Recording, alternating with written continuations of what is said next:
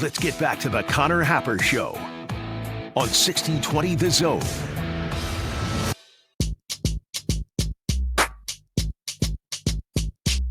Welcome back. Connor Happer, Josh Hudson with you on a Wednesday. Don't forget to get your opinions in. I have an opinion coming up at noon. Day one of Big Ten Media Days, where we get some Husker content, Josh. Oh, the content factory. I was told it was a little bit lighter crowd in terms of the media this year at Big Ten Media Days. Well, that's because we weren't there. We haven't been there for a couple of years, though. I would imagine Vegas has something to do with that. A lot of companies didn't want to send their crews to Vegas. Well, there's only one option, and it's plane. You know. Oh, okay. At least you can make it miserable on the people that say, "Well, you have to drive to Indianapolis from Omaha or from Lincoln or whatever." It's like, okay, we want to go. It'll be hard, but we'll go. Mm-hmm. You know, at least there was that option. Save a little cash that way. So I heard it was a little bit lighter in terms of the Nebraska contingent this year, which is not the worst thing in the world. And everybody who was there did a nice job. I took in a lot of the coverage yesterday from all that was said. Speaking of things that were said, Matt Rhule. He does his main podium session where he, talks in front of everybody, including the people who asked him questions from a variety of different creatively named blogs on the internet. That's where all the blog guys. So it's amazing to me. Bucknuts. It's amazing to me. No, see, that's a website that's good. It's amazing to me that the blog guys show up and then they just ask their question on the big microphone at the big podium. Like, don't you want to? I don't know. There's just a lot of different things that you could do there. But whatever. Just real quick, how long were you going to press conferences before you asked a question? I'm not afraid to ask the questions. Okay. I think you do probably have to get the lay of the land for a little while. Mm-hmm. I never have asked a question at a media days press conference on the big podium. I just don't think. It just doesn't make any sense to do so, in my opinion. You ask him he could be asked questions by the moderator, and he is going to get whatever he wants to say at the 15 minutes at the main podium out there. He's prepared for this more than you have. Correct. It's like, this is my time to get the message about what I want out there about my program right now. And it doesn't matter what you ask him. Side session's a little bit different because he's sitting out there for an hour, and it's a little bit less formal, and there's time about 20 minutes into the interview to talk about comments that were made by previous head coaches about the program. So we're going to play this in a couple different parts, but I do think it's all important to hear. But I think it's very clear that Rhule was kind of dying to get asked about this because, once again, I said this before, but whenever Rhule senses that people are talking about something, I think he likes chiming in and kind of steering people in whatever direction. And, if people have the wrong idea about something, I think he likes kind of course correcting in that regard. And I think he likes to add context to things that people are saying, whether it be about his program or anything else. This one intimately involves his program, and he does add a lot of context. So a couple weeks ago at Big 12 Media Days, Scott Frost mentioned that the lesson that he learned from Nebraska was don't take the wrong job. Our dear friend Steve Sipple asked him to comment on those comments, and here is a couple good minutes on the subject. This was not a good job when I got here. We were behind on NIL. The facilities weren't what they were. Everything was behind.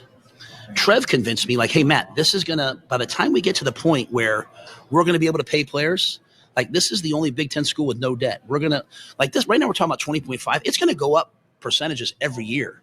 And we're at a place where we have the best facility in football. We have everything that we could want. We make more of an investment in nutrition than any other team in the country. I mean, look at all of our sports. Look at how they're all blossoming right now because of the investments we're making in nutrition, sports science. There wasn't a sauna in the facility when we first got there. And now you got to pick between a steam room, a sauna, an infrared sauna, your personal sauna. Like, can you believe that, first of all, that there's no saunas? Real poverty program. That part, like, I don't think I've ever heard that sentence before. Before we got here, there wasn't even a sauna. Now you got 6 different kinds of we got saunas. all sorts of saunas. Anyway, those were investments. Scott came at a time, he had COVID, he had all these different things. So I can't talk about his time. But what I can say was, this wasn't a good job. Yeah, it was not a good job. But we've made it a good job, and we're about to make it a great job. This will be one of the best jobs in the country. And like, that's why sometimes recruits will say, like, Coach, if you win, what are you going to do? I'm like, I'm going to stay right here. Like, the only thing I ever think about is getting a lake house at one of these lakes in Nebraska I keep hearing about. No one ever invites me to the lake, but like, it wasn't. But the thing is like, you walk in and everyone's like, well, that was Scott's fault. And Carolina said that was Matt's fault. But like, good programs, like, it's everybody. So like, why are we going to win now? We're going to win because of Troy. We're going to win because of Tom Pede. We're going to win because of Sean Pede. Like, if the Pedes don't do what they did in 1890 and the investment they made this spring, we're dead. Like, we're dead. Because these other schools, like, they have all of this. And so the investment the Pedes made, the investments we're about to make in this stadium. Now, I don't know what the stadium is, so don't ask me, because I purposely don't know. So when people ask me, I can be like, hey, guys, I have no idea. But I keep hearing about what the stadium's going to be. But Trev articulated it, and what Troy's done is Troy's come in, and he's not been afraid to take heat. He's made decisions that he feels like are right, and that's what makes it a good job. When your leaders are going to make decisions that they think are right, no matter what the public outcry is, then you have a chance to be really, really successful. So think about the job I took. Trev's gone, Admiral Carter's gone, but now I got Jeff Gold, I've got Troy Dannon, I've got Haven Susan, I've got all the things that you could need. So I think Scott was just talking about, for him, wasn't the right fit, and I respect that, and I feel for him, and I want him to always know, like, man, like, the things he did at this school, like, I want him always to feel like he could come back and has a home there. That being said, it's the right job for me. And Julie knew it. Like, she's sitting over there. Like, she told me the day we interviewed, she's like, that's the right job for you. Because I like to go into a place that, like, needs fixed and try to start. I like starting with, like, the nutrition program, and, like, I like starting with the sports science. Like, even if there was no sports science really, but I like starting with all that stuff. And, like, there were 24 ACLs in the 4 years before I got there. There were 49 major knee injuries. There was an old beat up turf field outside. There was a bad grass field outside, and like, that costs money to fix. You should see our grass right now. It looks like Augusta out there, like the grass practice fields. And so I just want to make sure, I always say, like, everyone can point and say what went wrong. It takes everybody saying, hey, what's my area? Courtney just redoing the whole facility. Haven just making sure we have everything we need. And so I think it's a great job now. Okay. That's the first 3.5 minutes. Actually, I cut 30 out of that at the start. 30 minutes out of it? 30 seconds at the start. And there's a follow-up, and we're going to play it here in a second, but I wanted to, give you guys a breather here real quick from the many, many, many words that Matt Rhule just spoke. He speaks many, many words. So I saw the conversation going on yesterday in response to this, and they were like, well, now, okay, so what do you, are you still going to trash Frost? The truth is, what Rhule just explained, how they have the things that they have now because of the people he has around him. He's not telling you that Frost didn't have those things. Now, it was a different time, like you mentioned, coming off of COVID and whatever. But the truth is, and this is what Matt Rhule doesn't say, and what Scott Frost won't admit, is the truth is that Scott Frost didn't have the vision to be able to do any of those things. What Rhule talked about was, hey, man, like, I like this idea of Trev sold me on the fact that we have a place that is and he'll talk about this in the clip that I'm going to play in a second. It's an old mansion. It just hasn't been dusted in a while, but the bones are good, right? I like what we're having to build off of here, but there's no cool stuff inside. The TV still looks like it was for the 1970s and or whatever it might be. Like that, It's got that big round back that it needs four guys to lift. Yeah, it's 4,000 pounds or whatever it might be. Like the house is just, it just needs a little bit of an update. You could do it though, because you have the funds to do it. You have the ability to be able to do it. But in order to do it right, you have to have a vision. And I just I just don't think so. If there's one thing that I'll maybe get in Frost's corner on, it's that he needed people around him.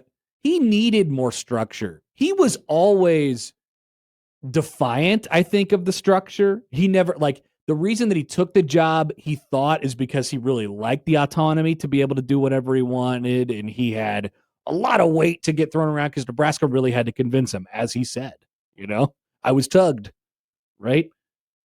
So I think he liked that idea. But what Trev said, he told me this at Trev's first media days right after he got hired. This is going into Frost's last year.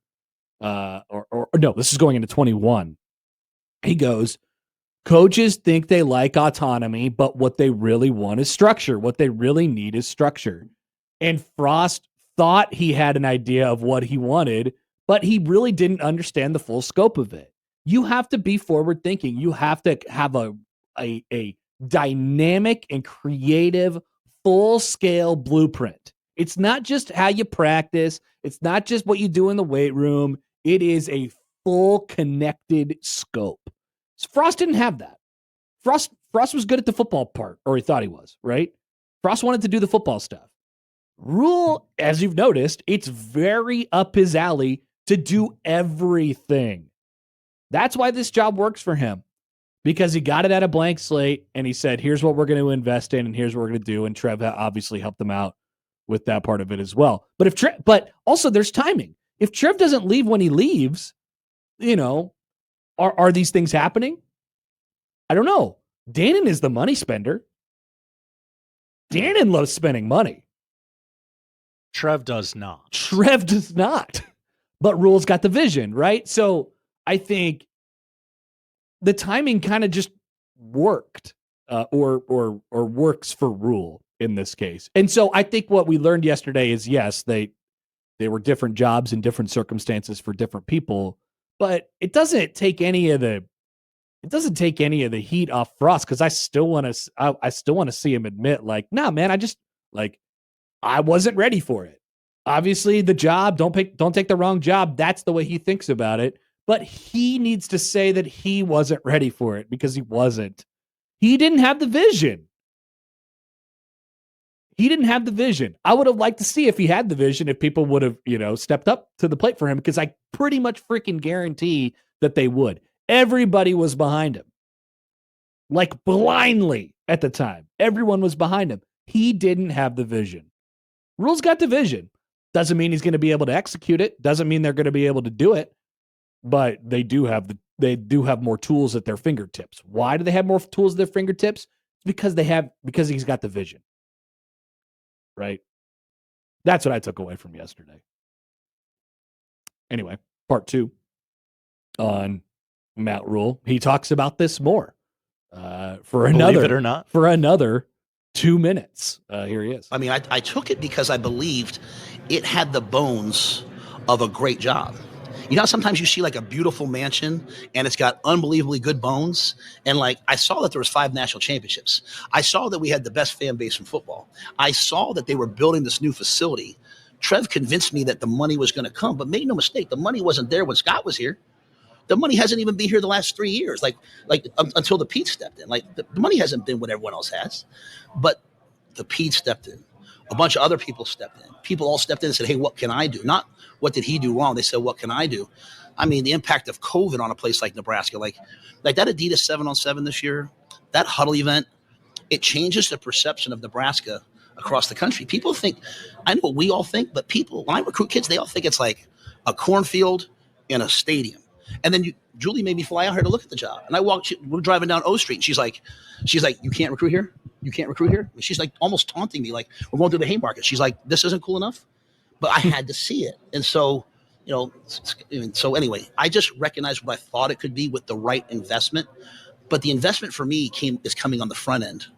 Like this is the first recruiting class I have where they're all seeing the building. For the first 3 years, they were walking around with a construction hat, and like that might sound cool. That doesn't help.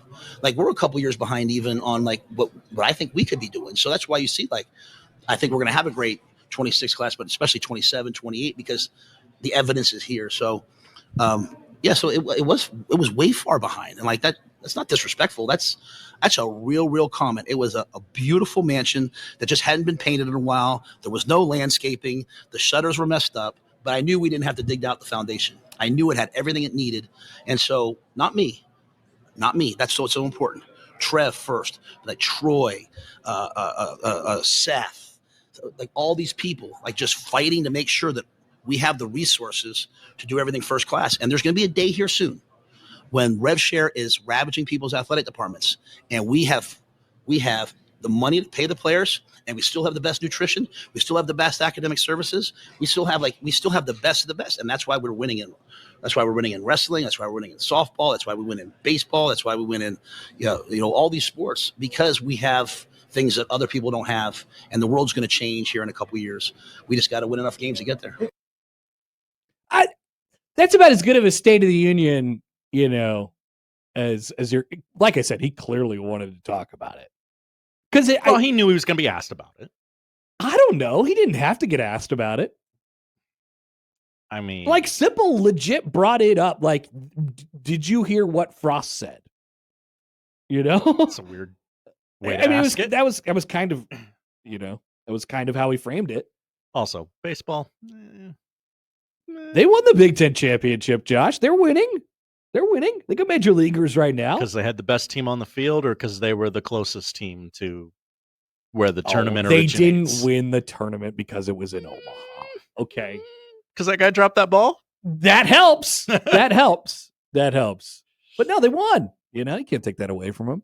So Lane on YouTube writes in, "Hi, Lane. So what has changed on the field? We still aren't beating anyone worth a crap. We are still losing close games. We are still a mess on special teams until we aren't."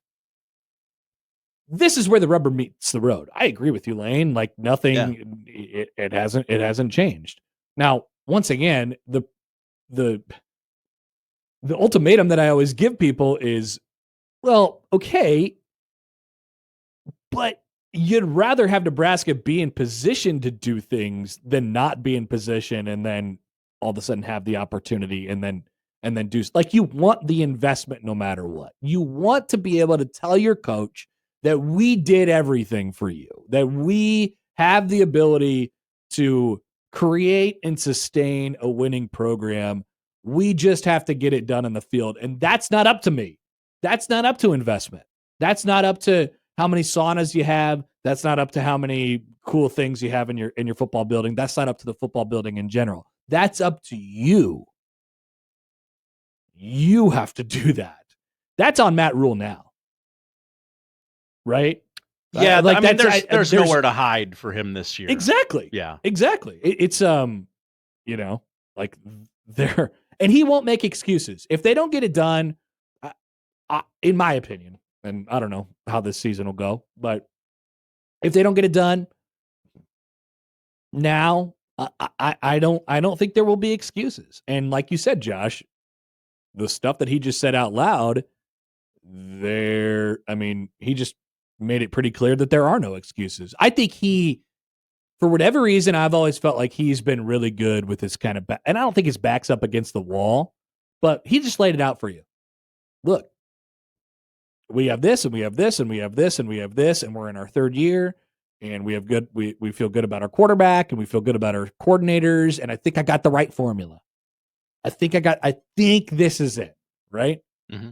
It definitely changed since he got here. So it's on you. He's changed right? midstream. He's got a boss who aligns with his vision, who's willing to spend the money. He's got a boss's boss who's like, yeah, we understand what the importance is of all this stuff, and you have my support as well. Like there is that alignment. Remember, Frost thought he had the alignment too. He said it when he got here. This is the job finally. finally, it's time. Because I think we have the right people here. I think he said that in 17, despite what he says now. He said that when he got here in that early December day in 2017 and throughout the winter and into the spring of that year and throughout his first year. We have it. We have the alignment. But ultimately, Frost didn't have the vision and then couldn't execute it. I think Rhule's got the vision. Can he execute it? That's the thing that we've taken the next step, in my opinion. The vision is there. All of the investment that you need is there. Can you do it? Is still the question. I don't disagree with it. I don't disagree with Lane. Like, nothing has changed as of right now. Or for the people who are in the chat, like, hey, man, he's a snake oil salesman. Like, okay, he has the ability to prove people wrong this year. There's a lot of stuff on the line in 2025. Like, ultimately, that statement, that 5+ minutes of audio that you just heard, when you think he was asked about Scott Frost, yeah, he was asked about Scott Frost, but he ultimately laid out what is going on and how much pressure Nebraska and how much pressure there is on him this year. I don't think he shies away from that. No, I mean, I don't think he's directly said it, but I mean, it's been pretty clear. He's like, hey, I kind of want to graduate to a CEO type of coach where I can just kind of tweak things here, walk over here, tweak things here. It feels like the right spot for him. It does. The more we've gotten to know him, it feels like, well, that's what you're more suited for. Do we know if it'll work? No, they haven't played a game yet in that style. So I'm with you guys. Like, if you are skeptical about what's going to happen, I'm with you. I'm certainly skeptical, but I can like the transparency of the answer and still be skeptical of the stuff that happens on Saturday, sometimes Friday, sometimes Thursday. Yeah, but we'll play this a little bit later. In his at the big main press conference, he was asked about losing close games by a creatively named blog. He was, why do you lose close games so often? And I thought he had a pretty good answer for that. Once again, good answers don't usually result in wins on the field. Right. It gives you the opportunity to be able to do that. And I think that's what they have at their fingertips this year. I know we got to get to Mitch here, but just something to think about over the break. And when you're talking to Mitch, Brian asked a good question on YouTube. So is he being intellectually honest, or is he just saying whatever he has to for the sake of it? No, I mean, I think that's what he I think that's what he believes. Don't you? I don't get the sense that he's lying. I don't get the sense that he just is saying stuff to say stuff. And I think he does want to get people off Frost back a little bit. I think there's some truth to that. And I don't think anyone's going to hear that answer and go, "Oh, well, I'll excuse the last couple of years because they didn't have the right sauna for their guys." Like nobody cares about that. Just win, baby. That's not the point. Yeah, I don't think that's the point. Like, so I got an email from Adam. Hi, Adam. So I don't understand all the praise that Rhule is getting from yesterday's press conference. It's just words. I also don't follow the diatribe about how Nebraska was in a bad place when he got there. Yeah, it could have been better, but looking across college football, it's not like Nebraska was in the poorhouse when Rhule arrived. No doubt. He's just comparing his situation to Frost. But once again, I think that the truth of it is not necessarily in the investment. That's the result of it. But he didn't have the vision. Rhule's got the vision.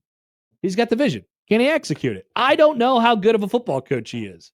I don't know about some of the decisions that are made late in games and clock management and blah, blah, blah, and this and this and this. But I do think they're taking the right steps to like assembling a football team. Is it possible that it all blows up in everyone's face this year? Yeah, definitely. Yeah, that's a real life possibility. Oh, it's a big year. And so we get this comment as well from, this is Lane again. You could tell via his messaging that he tuned into any negativity and wants to neutralize it. He does believe in the power of positivity.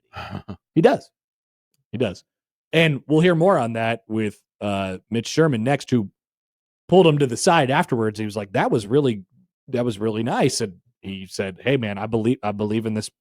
I believe in this, and I believe in being positive about it as well. So we'll get more from Mitch Sherman of The Athletic when we return on the Connor Happer Show on 1620 The Zone.